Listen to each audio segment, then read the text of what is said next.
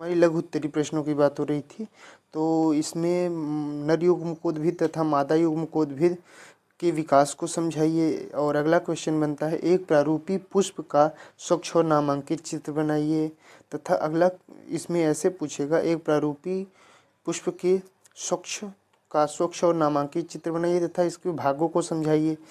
और अगला क्वेश्चन बनेगा, ये बहुत इंपॉर्टेंट क्वेश्चन है, सारे ही इंपॉर्टेंट क्वेश्चन हैं बच्चों। कौन सा आपसे पूछ लेगा मुझे क्या पता, क्योंकि पेपर मैं नहीं बनाऊंगा, पेपर सर लोग बनाएंगे।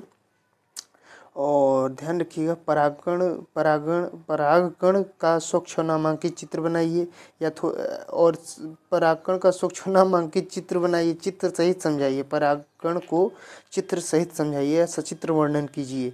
परागकण पर टिप्पणी लिखिए। टिप्पणी पूछेगा, आपको चित्र भी बनाना पड़ेगा अगर लघु उत्तरी में पूछेगा तो, ठीक है। और दीर्घ उत्तरी में इसमें 4 क्वेश्चन बनते हैं बच्चों, लघु बीजाणु जनन, गुरु बीजाणु जनन, दोहरा निषेचन, परागण किसे कहते हैं, परागण के प्रकार, लाभ परागण से होने वाले लाभ, परागण से होने वाली हानियों को बताइए। ये जितने क्वेश्चन हैं वो ऑलरेडी मैंने करा रखे हैं आपको। तो ध्यान रखिएगा कि आपको दीर्घ में क्या क्या पढ़ना पड़ेगा,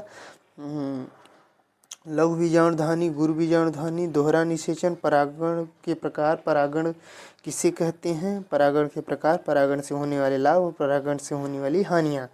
और बच्चों ये इम्पोर्टेंट फिगर है, ये इम्पोर्टेंट है, सारे ही इम्पोर्टेंट है। जैसे आपसे पूछिएगा, परागकण को चित्र सहित समझाइए, परागकण का सचित्र वर्णन कीजिए। और आपसे पूछा जा सकता है, एक प्रारूपी पुष्प का स्वच्छ और नामांकित चित्र बनाइए तथा इसके भागों को समझाइए। नर युग्मकोद्भिद तथा मादा युग्मकोद्भिद के विकास को समझाइए। नर युग्मकोद्भिद तथा मादा युग्मकोद्भिद के विकास को समझाइए।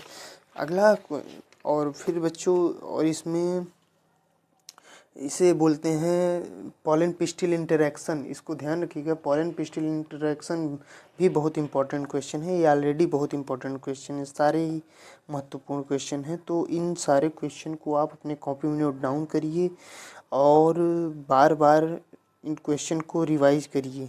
नोट डाउन ना भी करिएगा तो अपने जहाँ जो भी सर लोग आपके नोट्स बनवाए होंगे उसको एक वहीं पे एक पेपर पे नोट डाउन करके इन सारे क्वेश्चन को इम्पोर्टेंट टिक मारिए और इनको ज़रूर याद करके जाइएगा। और चित्र में क्या क्या महत्वपूर्ण है बच्चों, मैंने बता ही दिया है आपको चित्र में कि पराग नलिका, परागकोश, बीजांड और परागकोश की स्फुटित अवस्था का चित्र, और एक पुष्प का चित्र इम्पोर्टेंट है, और आम के अनुप्रस्थ काट का चित्र।